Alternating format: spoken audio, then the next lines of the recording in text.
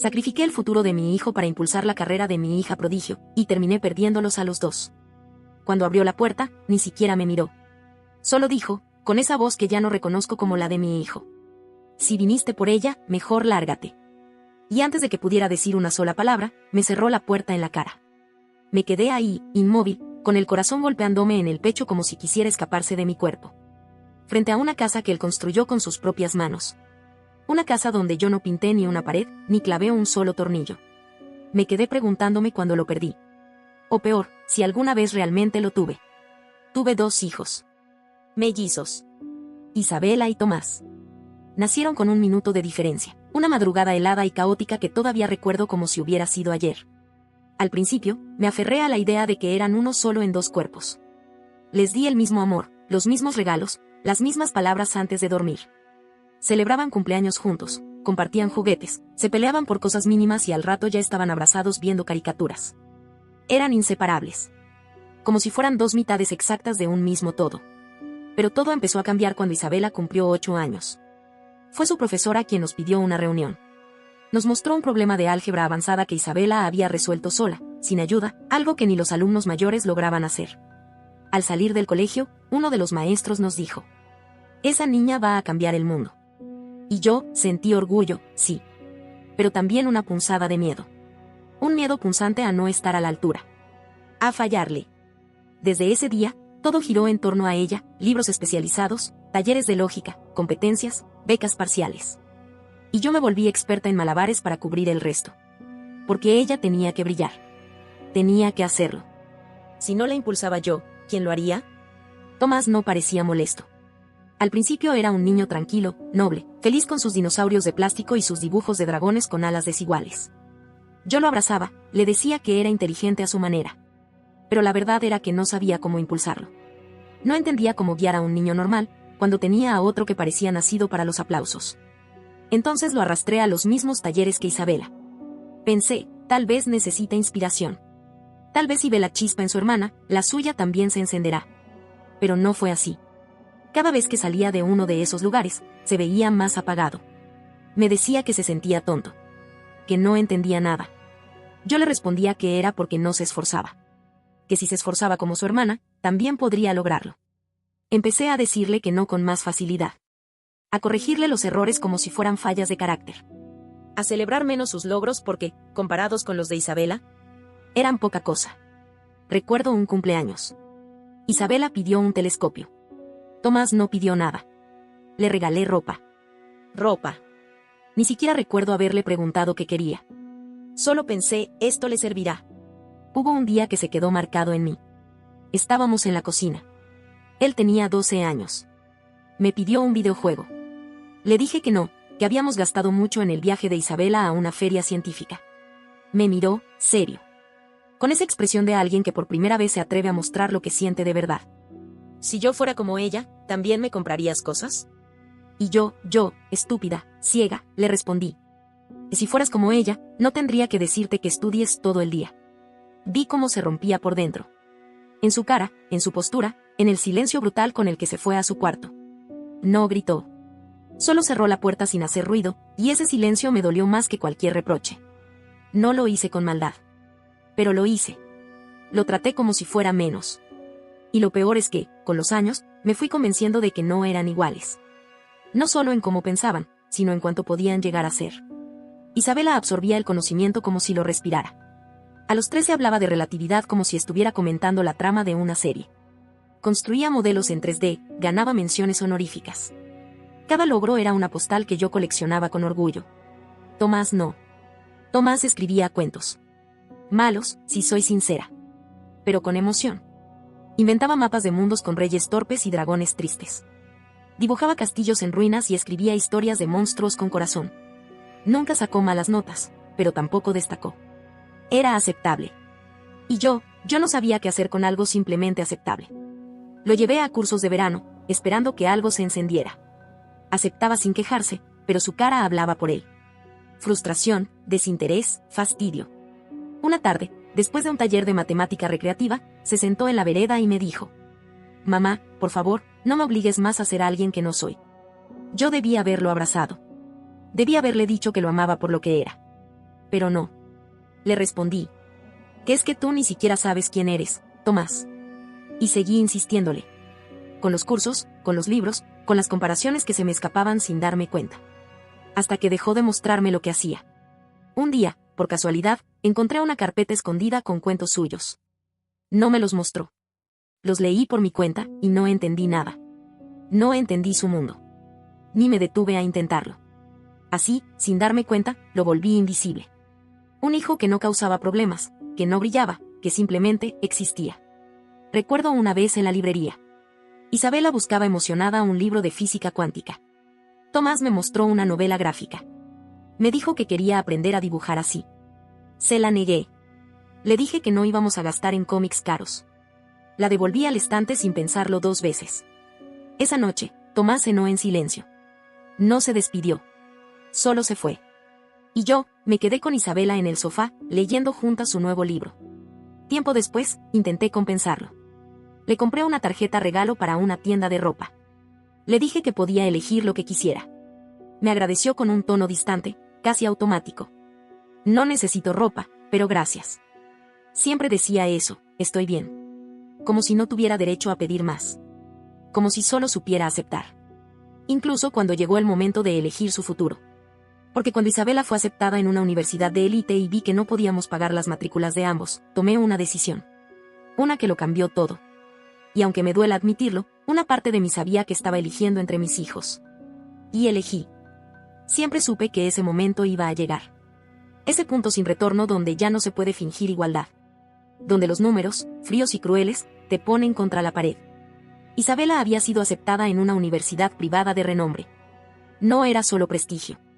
Era un trampolín real, becas de investigación, convenios con laboratorios en el extranjero, acceso directo a un mundo que yo solo había soñado para ella. Y Tomás. Tomás aplicó a una universidad pública.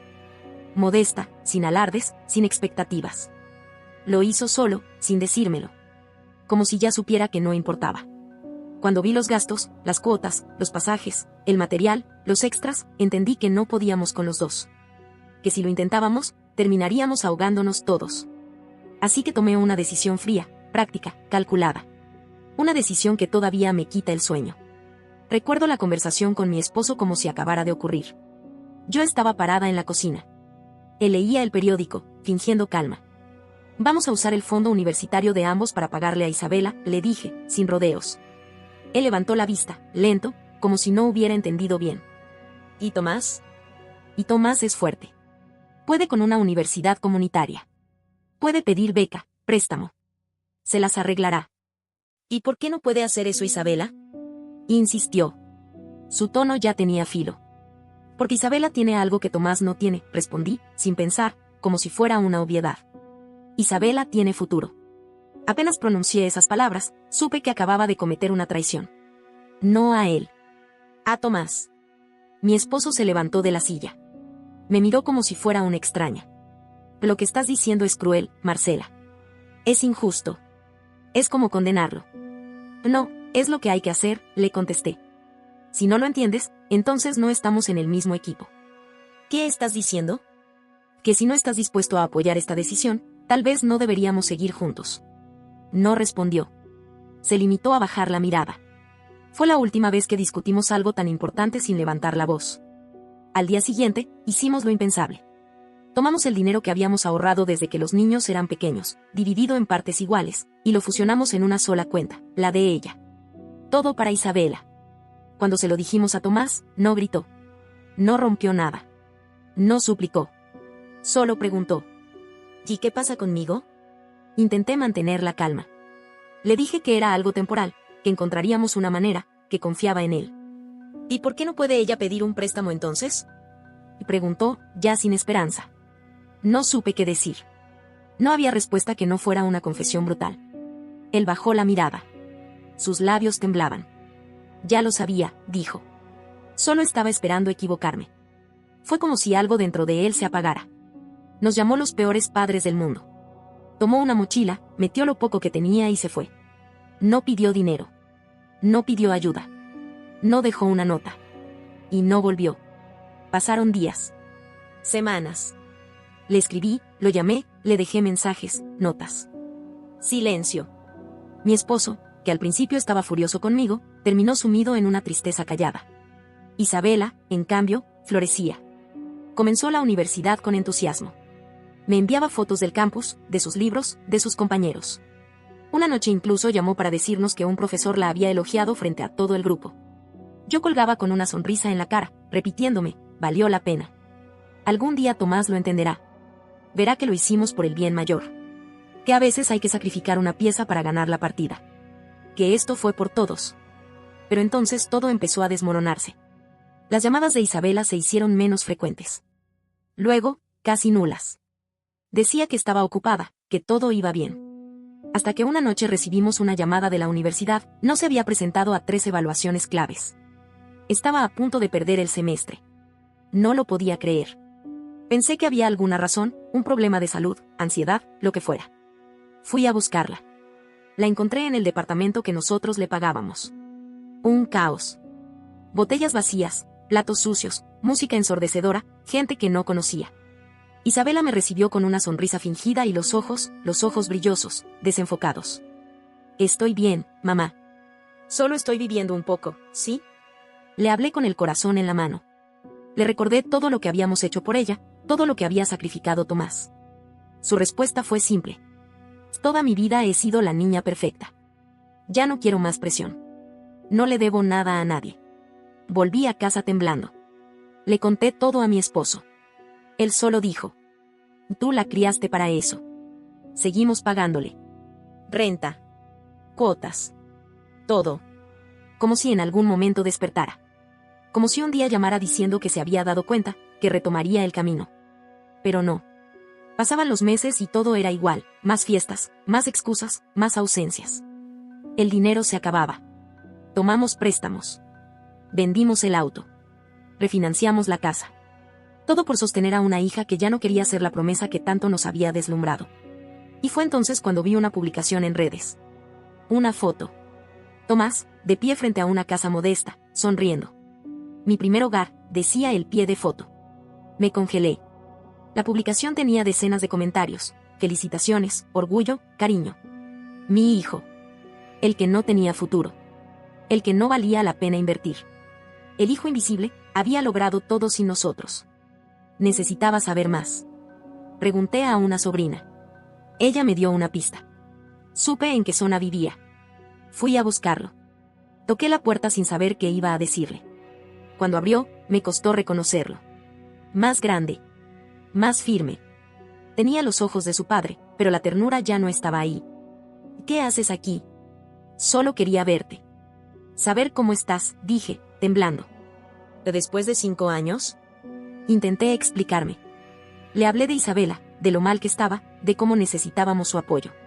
Él me dejó hablar. Luego preguntó: ¿viniste por mí o por ella?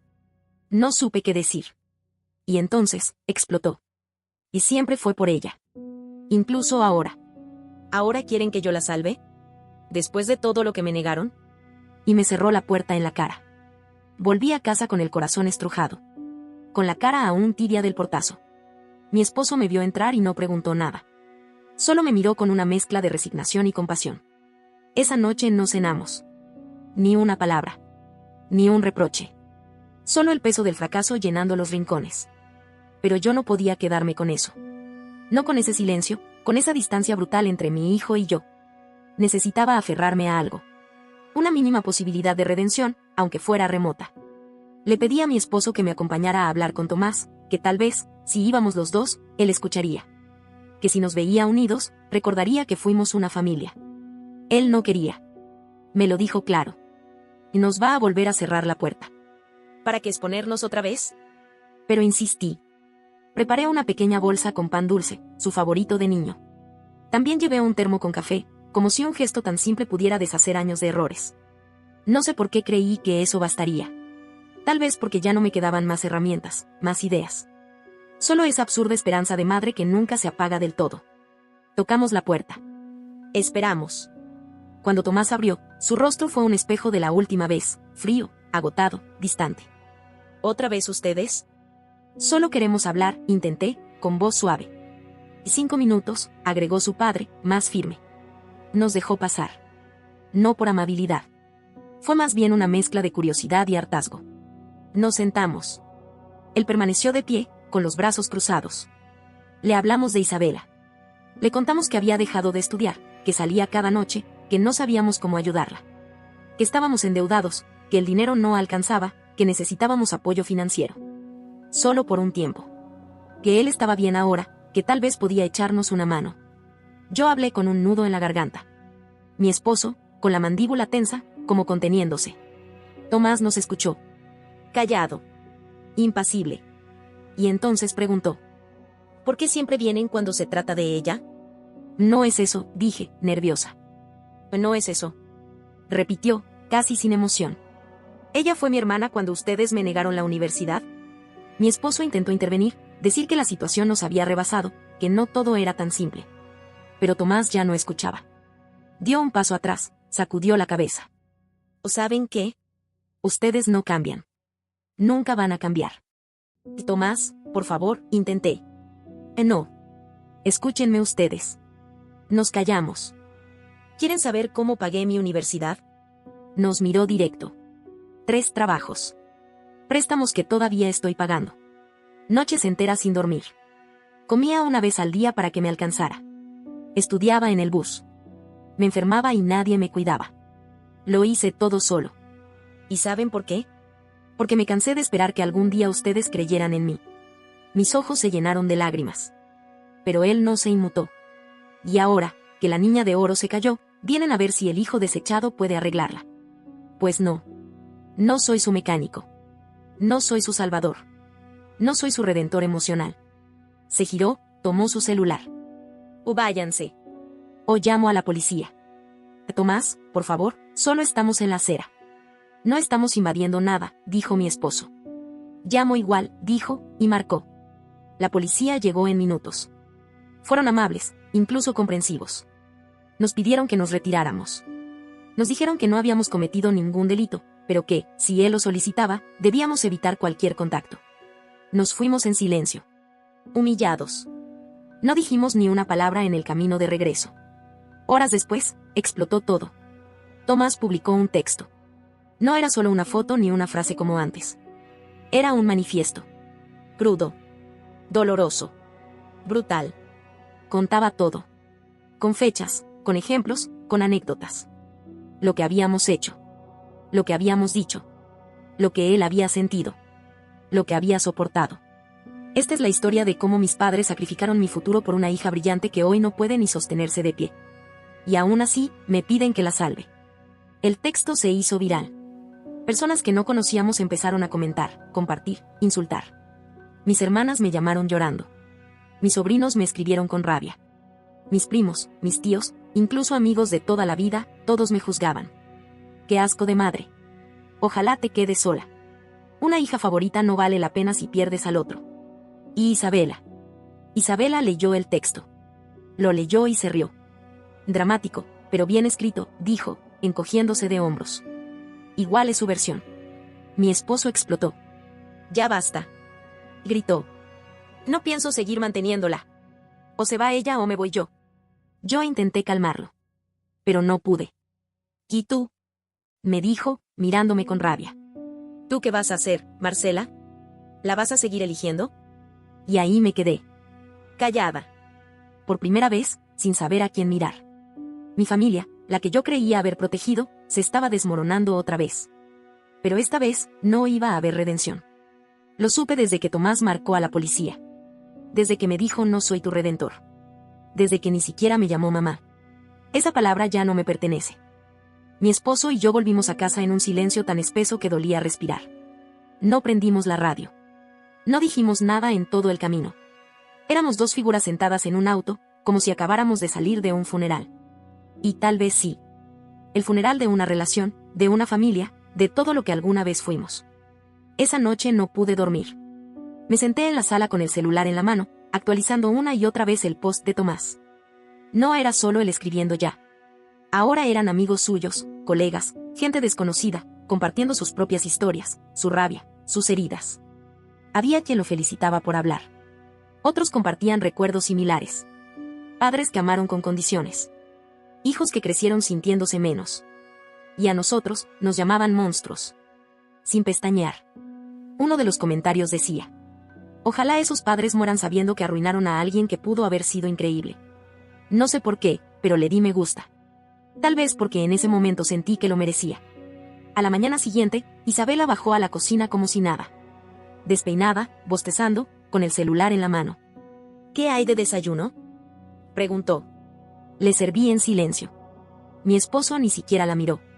Cuando notó el ambiente, frunció el ceño. ¿Qué pasa ahora? Tu hermano hizo público todo, le dije. Todos lo saben. Perdimos amigos. Tus tíos no quieren hablar con nosotros. La familia entera nos ha dado la espalda. Ella se rió. ¿Y qué esperan? ¿Que me sienta culpable? Él siempre fue muy sensible. Ustedes se dejaron llevar por eso. Mi esposo golpeó la mesa con la palma abierta. Fue la primera vez que le habló así. ¿Tú crees que esto es un juego, Isabela? ¿De verdad no entiendes lo que hiciste? Yo no les pedí que hipotecaran la casa. Fue decisión de ustedes. Yo no dije nada. Porque aunque suene horrible, no podía dejar de pensar que tenía razón. Fui yo. Fui yo quien tomó las decisiones. Fui yo quien le empujó hacia un trono que nunca pidió. Y fui yo quien ignoró a Tomás hasta que fue demasiado tarde. Ese día, mi esposo me miró con una firmeza que nunca le había visto. Estoy harto. No quiero seguir viviendo con ella. Si tú piensas defenderla, vete con ella. No le contesté. No porque quisiera quedarme, sino porque no tenía a dónde ir. Ni a quién acudir. La casa se volvió un campo minado. Isabela salía todas las noches sin dar explicaciones. Mi esposo apenas comía. Y yo flotaba entre ambos como un fantasma sin tumba. Ni madre de uno. Ni esposa del otro. Solo una figura gris que había condenado a todos. Y luego, como si la vida quisiera darme el último empujón, Isabela desapareció. Una mañana simplemente no volvió. No dejó nota. Ni mensaje. Ni pista. Llamé a sus conocidos. Revisé redes. Fui a bares. Nada. Solo un vacío brutal. Y, aunque me avergüence admitirlo, sentí alivio. Un alivio sucio, culpable. Pero real. Porque su ausencia dolía menos que su indiferencia. Me encerré por semanas. No atendí llamadas. No abrí cortinas. Miraba fotos viejas. Videos de cumpleaños. Volvía a una grabación donde Tomás, de niño, me decía: mamá, mira mi dragón. Este lanza fuego de verdad. Y yo, en la misma grabación, sin mirarlo, respondía: y después, Tomás. Isabela está por presentar su experimento. Rebobiné esa parte más de 30 veces. Y lloré. Lloré como nunca. Porque ese después nunca llegó. Quise escribirle a Tomás. Solo una vez más. No para pedirle ayuda. No para hablar de Isabela. Solo para decirle lo que nunca supe decirle cuando realmente importaba. Que lo amaba. Que siempre lo amé. Pero que no supe demostrarlo. Escribí el mensaje 1000 veces. Lo borré 1000 veces más. Cada palabra parecía insuficiente. Cada frase me traicionaba. Y en el fondo, sentía que no tenía derecho a tocar su paz. No ahora que la había construido sin mí. Una noche, me miré al espejo y me pregunté: ¿fui una mala madre? Y supe la respuesta. Sí. Lo fui. No por amar más a Isabela, sino por no aprender a amar a Tomás como él necesitaba. Por confundir inteligencia con valor. Por medir a mis hijos con la vara del éxito, y no con la del afecto. Ahora no tengo a ninguno. Y lo único que me queda es este arrepentimiento que me consume. Este hueco imposible de llenar. Este eco de palabras no dichas y abrazos negados. Así que, si amar más a uno fue mi pecado, lo acepto. Soy culpable. Soy egoísta. Soy esa madre que muchos juzgan, que pocos entienden, y que probablemente nunca recibirá perdón. Pero si estás leyendo esto, Tomás, si por alguna razón decides volver a leer mis palabras, solo quiero que sepas algo. No quiero que me perdones. Solo quiero que seas feliz. Y si para lograr eso necesitas odiarme para siempre, entonces hazlo. Pero vive. Por favor, vive. No olvides dejar tu opinión en los comentarios, dejar tu like y compartir este video.